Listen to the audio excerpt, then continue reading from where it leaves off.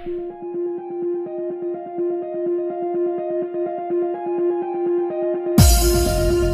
हम लोग अभी ढूंढेंगे। तो सबसे पहले हम देखते हैं पारितंत्र के प्रकार को देखते हैं हम लोग।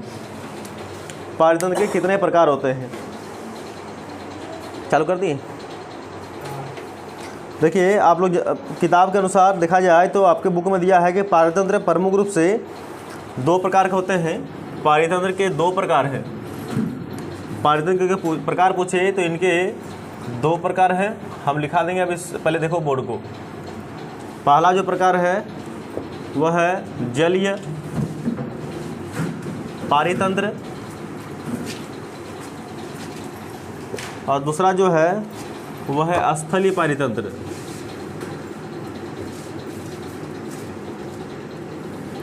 ये 2 प्रकार के पारितंत्र हैं जो आपको याद रखना है। और नाम से पता चलता है जलीय मतलब जल से संबंधित, स्थलीय मतलब जमीन से संबंधित। ये 2 प्रकार के पारितंत्र आपको देखने को मिल रहे हैं यहाँ पर। आप पढ़ते हैं इसके आगे के काम। हम किताब नहीं है किसी के पास, बुक रुको, बुक नहीं है किसी के पास। स्थलीय पारितंत्र, जलीय पारितंत्र जल से संबंधित है और एक्वेटिक जिसको बोलते हैं, और स्थलीय पारितंत्र स्थल से संबंधित है। लेकिन इसके पहले एक चीज़ हमको पढ़ना पड़ेगा बायोम के बारे में। ये बायोम क्या है इसके बारे में पढ़ना पड़ेगा, बायोम। फिर इसको हम लोग चलते हैं आगे में। पहले बायोम देखना पड़ेगा कि बायोम क्या है। ये बायोम क्या है, तो बायोम में 2 बातें इसकी विशेषताएं हैं बायोम में। ये पहली विशेषता ये है इसका बायोम का कि बायोम पौधों और प्राणियों का एक वर्ग है। पहला विशेषता है कि बायोम जो है ये पौधों व प्राणियों का एक वर्ग है। और दूसरी बात है कि सबसे बड़ा बायोम किस क्षेत्र में हमें दिखाई को मिलते हैं, तो इसका सही उत्तर होगा कि बायोम जो होते हैं ये इसका क्षेत्र जो होता है वो भौगोलिक क्षेत्र में सबसे ज़्यादा ये मिलते हैं। इनके ये जो इसका जो क्षेत्र होता है ये रहते हैं भौगोलिक क्षेत्रों में, यानी भौगोलिक क्षेत्र में इनका जो है आवरण सबसे बड़ा मिलता है। तीसरी विशेषता इसकी क्या है कि बायोम कहते हैं किसको है, तो बायोम किसे कहते हैं, तो विशेष परिस्थितियों में, विशेष परिस्थितियों में पादप और जंतु के अंतर संबंध के कुल योग को ही बोलते हैं हम लोग बायोम। इसको भी आप लोग देख लीजिएगा कि विशेष परिस्थितियों में क्या एक पादप माने पेड़ पौधा प्लस में जीव जंतु जिसको बोलते हैं जंतु, ये दोनों के अंतर संबंधों के कुल योग को बोलते हैं हम लोग बायोम। जंतुओं के अंतर संबंध के कुल योग को, कुल योग ही वो कहलाता है बायोम। अब इसको लिखाएंगे हम बढ़िया से, पहले इतना जानिए। तो 3 चीज़ पहले याद रखिए यहाँ पर। पहला है कि हम बायोम कहाँ शब्द आया है, बायोम यहाँ से आया है। अचानक से जब हम पारितंत्र पढ़ रहे थे जलीय स्थलीय, तो हमें जलीय और स्थलीय का डेफिनेशन पढ़ना चाहिए, लेकिन हम अचानक से बायोम में क्यों चले गए, क्योंकि यहाँ जो स्थलीय पारितंत्र देख रहे हो ना, ये स्थलीय पारितंत्र बोलते हैं। क्या स्थलीय पारितंत्र बायोम में बांटा जा सकता है, स्थलीय पारितंत्र को इसको बायोम में बांटा जा सकता है, तभी यहाँ से एक बायोम शब्द आया। तो बायोम को जब हमने पढ़ा तो क्या पाया कि पहली बात इसमें है कि पौधों और प्राणियों का एक वर्ग है बायोम। दूसरी बात, पौधे और प्राणियाँ मिलकर सबसे बड़े भौगोलिक क्षेत्र का निर्माण करते हैं। दूसरा पॉइंट। और तीसरा पॉइंट कि विशेष परिस्थितियों में पेड़ पौधे यानी पादप और जीव जंतु जानवर मिलकर, यानी इसके कुल योग के अंतर संबंध को हम लोग बोलते हैं बायोम। यानी एक तरह से देखा जाए कि बायोम हैं तो पारितंत्र हैं, और पारितंत्र हैं तो ही बायोम देखने को मिल रहे हैं। तो ये 3-4 बातें हैं। साथ में आगे क्या बोलते हैं कि बायोम में और क्या चीज़ शामिल होते हैं, तो इसमें वर्षा, तापमान, आर्द्रता और मिट्टी भी शामिल होते हैं। तो संसार के कुछ प्रमुख पारितंत्र का नाम बताओ। तो संसार के कुछ पारितंत्र का नाम अगर देखा जाए तो घास का मैदान, जंगल, मरुस्थल और टुंड्रा प्रदेश, ये सब जो है पारितंत्र के कुछ कुछ एग्जाम्पल्स हैं, उदाहरण है। ये हो गया हम लोग का स्थलीय वाला पारितंत्र। तो स्थलीय पारितंत्र को क्या बोलते हैं हम लोग, बायोम में भी बायोम भी कह सकते हैं। याद रखना, स्थलीय पारितंत्र को हम लोग बायोम भी कह सकते हैं, बायोम। तो ये 3-4 बातें हैं। तो उसके बाद चलते हैं जलीय बारे में। पहले बायोम का ये स्थलीय वाला लिख लो, फिर बायोम चलते हैं। तो ऊपर में लिखिए पारितंत्र के कितने प्रकार होते हैं, क्वेश्चन लिखिएगा, हम बता रहे। देखिए जलीय पारितंत्र के, जैसे हमने अभी पढ़ा कि स्थलीय पारितंत्र को वायोम भी कहते हैं, और वायोम पौधों और प्राणियों का वर्ग है। और मैंने क्या बताया कि वायोम एक बड़े भौगोलिक क्षेत्र का निर्माण करते हैं, और साथ में मैंने बताया कि विशेष परिस्थितियों में पादपों और जंतुओं के अंतर संबंधों के कुल योग को ही बोलते हैं हम लोग वायोम। जैसे वर्षा, तापमान, मिट्टी संबंधी कुछ अवयव शामिल इसमें। और संसार के कुछ पारितंत्र का अगर नाम बताएं, स्थलीय पारितंत्र का नाम, तो मैंने स्थलीय पारितंत्र का नाम आपको बताया वन है, घास क्षेत्र है, मरुस्थल है, और साथ में आपको क्या मैंने बताया टुंड्रा प्रदेश है। ये टुंड्रा प्रदेश का अर्थ होता है बंजर भूमि, और टुंड्रा दो प्रकार से पाया जाता है, अभी मैंने बताया, एक आर्कटिक टुंड्रा और एक होता है अल्पाइन टुंड्रा। आप देखते हैं जलीय पारितंत्र क्या है। जलीय मतलब यहाँ से पहली बात याद रखना कि जलीय मतलब होता है कि इसमें जो भी एग्जाम्पल्स आएंगे वो सब जल से ही संबंधित होंगे, क्योंकि नाम ही है जल एक्वेटिक इकोलॉजी। तो सबसे पहले यहाँ बोला कि जलीय पारितंत्र को कितने भागों में बांटा जा सकता है या इसके कितने प्रकार हैं। तो आपके बुक के अनुसार यहाँ लिखा हुआ है कि जलीय पारितंत्र को दो प्रकार में बांटा जा सकता है। एक है समुद्री तंत्र यानी जल तंत्र इसको बोलते हैं, और एक ताजे पानी वाला समुद्री तंत्र यानी पारितंत्र इसको बोल सकते हो, पारितंत्र। और दूसरा जो प्रकार है इसका वो है ताजे जल का पारितंत्र। ताजे जल, ये ताजे जल समुद्री जल क्यों लिखे? क्योंकि समुद्री का जल अलग, ताजे जल होता है अलग।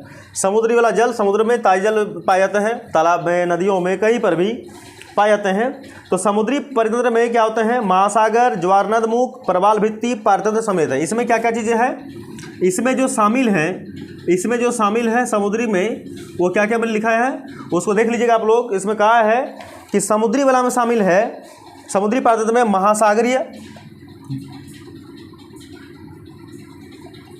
महासागरीय, और क्या शामिल है? ज्वारनद मुख, साथ में प्रवाल भित्ति जिसे कोरल बोलते हैं। ये जलीय पारितंत्र में समुद्री पारितंत्र का अंतर्गत ये सारी चीज़ आते हैं, और इस सब का सब जो है पानी से संबंधित है। अगर ताजे जल की बात करें तो ताजे जल मिलता कहाँ है? जो जितना भी एग्जाम्पल देख रहे हो, जैसे तालाब में, झील में, नदी में, तालाब, झील, नदियाँ, सरिताएँ, ये सारे के सारे एग्जाम्पल हो जाते हैं ताजे जल के, और इसी को बोलते हैं कुल मिलाकर हम लोग जलीय पारितंत्र। तो ये बात आपको याद रखना है। पारितंत्र के कितने प्रकार? दो प्रकार। पहला प्रकार स्थलीय, दूसरा प्रकार जलीय। स्थलीय मैंने समझा दिया, जलीय मैंने अभी समझा दिया आपको। याद रखना जलीय का भी दो भागों में बांटा जा सकता है, एक समुद्री पारितंत्र और एक ताजे जल का, और अंततः दोनों समुद्र में, दोनों पानी से संबंधित है। यहाँ देख सकते हो समुद्री वाला लिखा है महासागर, ज्वारनद मुख और प्रवाल भित्ति, ये सब महासागरों में पाए जाते हैं। और ताजे जल के स्रोत जो है वो तालाब तो है, झील है, नदियाँ और सरिताएँ हैं। इसको लिख लीजिएगा। तो सबसे पहला क्वेश्चन क्या लिखिएगा कि जलीय पारितंत्र किसे कहते हैं? इसको लिखिए कि जलीय पारितंत्र किसे कहते हैं। लिखिए, संरचना की दृष्टि से अगर देखा जाए, जैसा मैंने बताया कि पारितंत्र के दो प्रकार होते हैं। दो प्रकार, फिर सुन लो, प्रकार और कारक में अंतर समझिएगा। क्वेश्चन ढंग से पढ़िएगा। प्रकार पूछा है पारितंत्र का या फिर कारक पूछा है पारितंत्र का?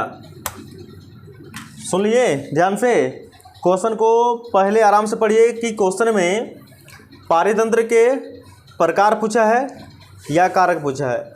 अगर प्रकार पूछेगा तो दो, जलीय, स्थलीय लिखा है अभी हम। कारक पूछेंगे तो क्वेश्चन का उत्तर बदल जाएगा। क्या होंगे? तो देखिए, संरचना की दृष्टि से पारितंत्र के भी दो कारक हैं। प्रकार तो दो था ही, इसका कारक यानी इसका जो फैक्टर भी है वो दो है। पहला जो फैक्टर बनता है इसका वो बनेगा जैविक कारक यानी बायोटिक जिसको बोलते हैं फैक्टर, और जो दूसरे होंगे वो होंगे अजैविक। ये सब पढ़ के रखे होंगे बहुत पहले। हाँ, सवाल तब पूछ लिया जाए। ठीक है, कैमरा बंद करो एक बार, सवाल पूछ लेते हैं एक बार हम। कैसे पूछें? कौन बोले? तो बताइए। सर कैमरा ऑफ करो। कारक का उतना दिमाग को नहीं खपाना है। जैविक मतलब होता है सजीव, लिविंग थिंग्स। अजैविक बना होता है इसका जस्ट उल्टा, यानी निर्जीव, बोले तो नॉन लिविंग थिंग्स। अब यहाँ जैविक कारक हैं और अजैविक कारक हैं, ये दोनों का पहले मीनिंग समझिए फिर डेफिनेशन लिखिएगा। यहाँ पर लिखा बस आपकी बुक में कि जैविक कारकों में और अजैविक कारकों में क्या अंतर है, उसको हम लोग कैसे जस्टिफाई कर सकते हैं और उसको कैसे लिख सकते हैं। कारक तो दोनों ही पारतंत्र के हैं, लेकिन दोनों को अलग अलग कैसे हम देख सकते हैं, ताकि उसको हम देख के ही समझ में आए कि कौन सा जैविक है और कौन सा अजैविक तत्वों के अंतर्गत आते हैं। तो मैं अगर कहते हैं यहाँ पर देखिए, ध्यान सुनना कि इसको हम जैविक में अगर लेते हैं तो जैविक में कारकों में उत्पादक उपभोक्ता, सुन लो फिर से, जैविक कारकों में, इसको लिखने का जगह तो नहीं है लेकिन फिर भी हम लिख रहे हैं यहाँ पर थोड़ा सा करके। जैविक कारकों में उत्पादक साथ में उपभोक्ता। आप उपभोक्ता के भी प्रकार हैं, प्राइमरी, सेकेंडरी, टर्सरी। प्राथमिक उपभोक्ता, द्वितीय उपभोक्ता और तृतीय उपभोक्ता, और अंतिम आते हैं इसका अपघटक। अभी सब समझाएंगे हम। उत्पादक, उपभोक्ता, अपघटक, तीनों के बारे में बताएंगे। पहले इतना जाना है कि जैविक कारक में उत्पादक आएंगे, उपभोक्ता आएंगे और अपघटक आएंगे। तो निर्जीव में क्या आएंगे, मतलब अजैविक में क्या आएंगे? अजैविक में आएंगे सूर्य का प्रकाश। सजीव दिख रहा है क्या हमें? सजीव दिखता है क्या? सजीव तो दिख नहीं रहा है। और यहाँ पर देखो उत्पादक पेड़ पौधे, हरे पेड़ पौधों को कहा जाता है प्राथमिक, है ना। उपभोक्ता खाने वाले, वो भी हैं हम लोग का सजीव। और अपघटक मतलब होता है कि वैसे जीव जंतु जो मरे हुए चीज़ों को खाते हैं, कौवा, गिद्ध, वल्चर जिसको बोलते हैं, ये सब मरे हुए चीज़ों को खाते हैं, उसको बोलते हैं अपघटक। तो कौवा जिंदा तब तो खाएं, गिद्ध जिंदा तब तो खाएं, किसान जिंदा है तब तो अनाज को उगाएं, और हम जिंदा है तब तो खाएं। तो यानी जैविक कारकों में सब क्या आ जाएंगे? सजीव। आई बात समझ में? और अजैविक कारकों में आ जाएंगे एबायोटिक में सब निर्जीव, जैसे सूर्य का प्रकाश। कहीं से दिख रहा सजीव है ये? तापमान दिखा कहीं? सजीव है। वर्षा सजीव है क्या? नहीं ना है। तो ये सारी चीज़ें कहलाएंगे क्या हम लोग का? ये सब चीज़ें आ जाएंगी, किसमें इंक्लूड हो जाएगा? अजैविक कारक में शामिल हो जाएंगे। तो अब लिखिए आप लोग, इसको लिख लीजिए पहले कि संरचना की दृष्टि से पारितंत्र के दो ही प्रकार होते हैं, दो ही प्रकार नहीं कारक होते हैं।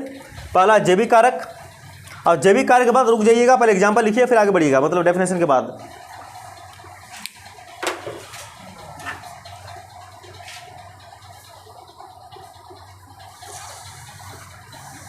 होया?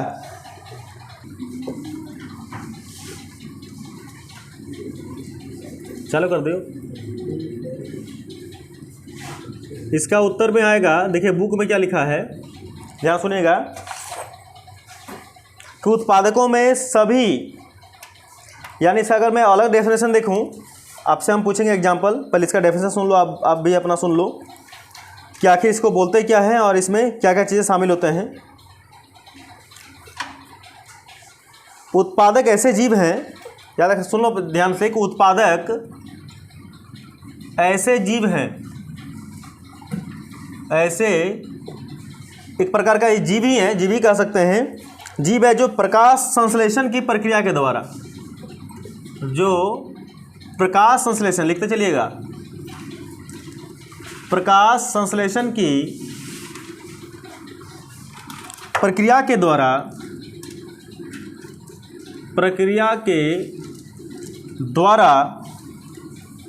अपना भोजन स्वयं बनाते हैं, अपना भोजन स्वयं बनाते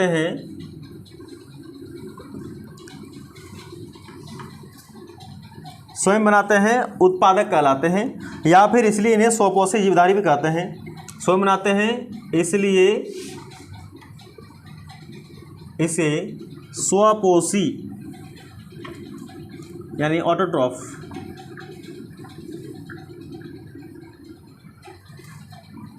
भी कहते हैं।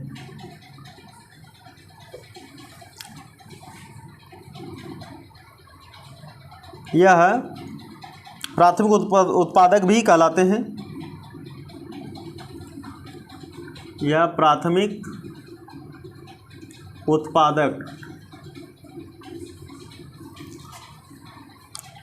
यानी प्राइमरी प्रोड्यूसर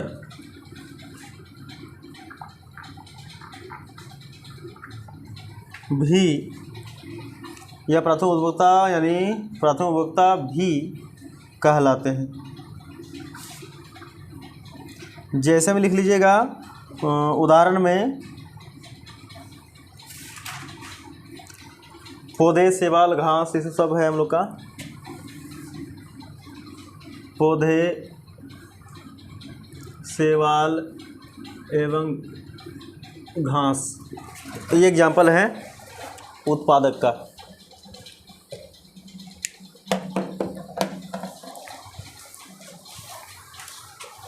लिखिए, बराबर लिखिए।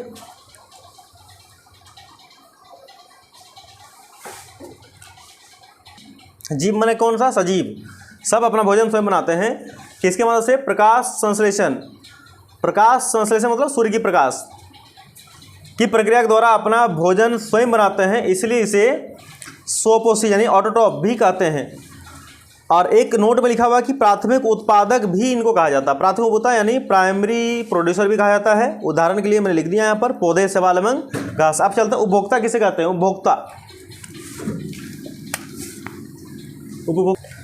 उपभोक्ता यानी कंज्यूमर। कंज्यूमर्स बोलते हैं उपभोक्ता को। किसे कहते हैं? किसे कहते हैं? तो इसका जो उत्तर बनेगा कि सभी उपभोक्ता उत्पादकों पर निर्भर रहते हैं। जान जाइए, फिर सुन लीजिए, बात लिखिए, पहले सुनिए, पहले लिखिए, बाद लिखिएगा कि सभी उपभोक्ता जो होता है, सभी उपभोक्ता यानी कंज्यूमर्स। कंज्यूमर्स माना जो कंज्यूम करता है, जो खाता है, वो सभी उपभोक्ता किस पर डिपेंड करते हैं? उत्पादकों पर निर्भर करते हैं। और उत्पादक मतलब क्या हो गए? हरे पेड़ पौधे, घास, शैवाल, ये सारे चीज़ों पर क्या करते हैं? वो डिपेंडेंट होते हैं, उत्पादकों पर ही आश्रित होते हैं। अगर मैं डिफरेंशियल बात करूं तो उपभोक्ता वे जीव होता है जो स्वयं का भोजन स्वयं नहीं बनाते, बल्कि ये उत्पादकों के द्वारा बनाए गए भोजनों पर डिपेंड होते हैं, इसलिए इन्हें परपोषी कहते हैं, हेटरोट्रॉप्स, या फिर इनको बोलते हैं उपभोक्ता बोलते हैं। सारे बात को देखिए, मैं फिर से बताता हूँ आपको, सुन लीजिएगा ध्यान से। पहला मैंने क्या समझाया आपको कि उपभोक्ता किसे कहते हैं? तो उपभोक्ता इंग्लिश में कंज्यूमर्स बोलते हैं। कंज्यूम लेना, खाना।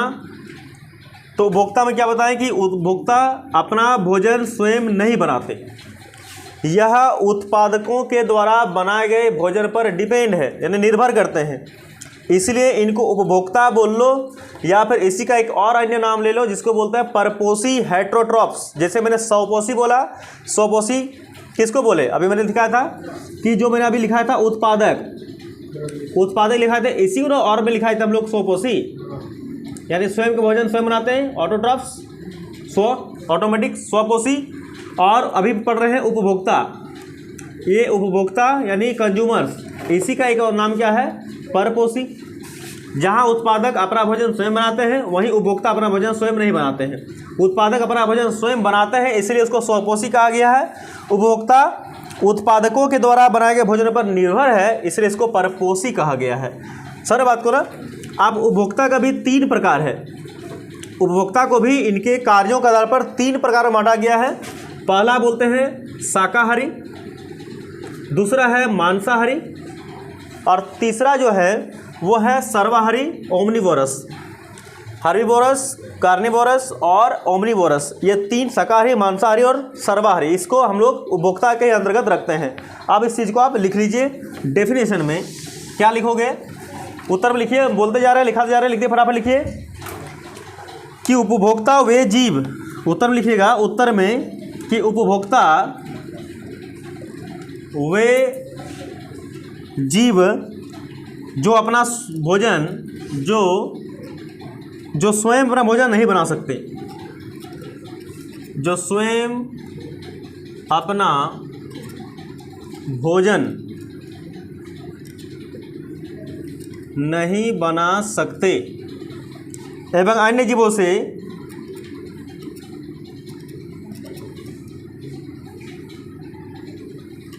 जीवों से अपना भोजन प्राप्त करते हैं।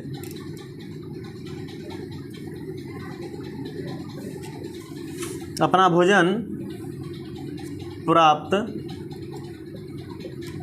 करते हैं। उन्हें परपोषी अथवा उपभोक्ता कहते हैं। उन्हें परपोषी यानी हेटरोट्रॉप्स,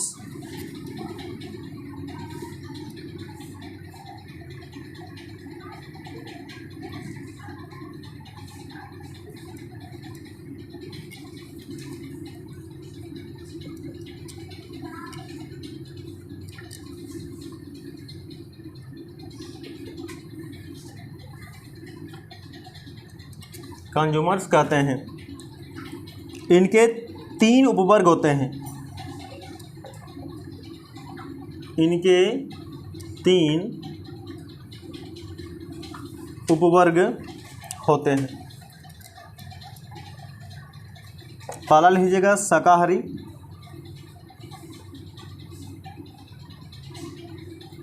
इसको इंग्लिश से बोलते हैं हर्बिवोरस।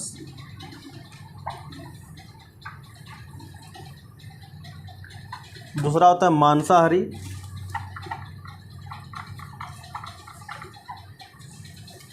इसको बोलते हैं कार्निवोरस।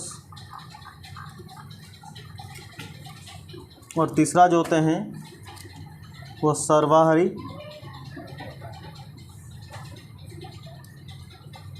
यानी ओमनीवोरस। ये 3 चीज़ आप लोग लिख लो।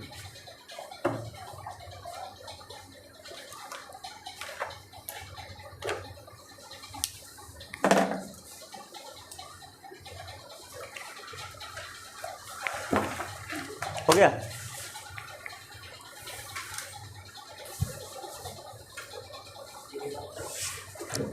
वीडियो अगर पसंद आ जाए तो वीडियो को लाइक करें और पीसी क्लास चैनल को सब्सक्राइब कर लें, बेल आइकन ऑल पे सेलेक्ट कर लें और ये बिल्कुल फ्री है।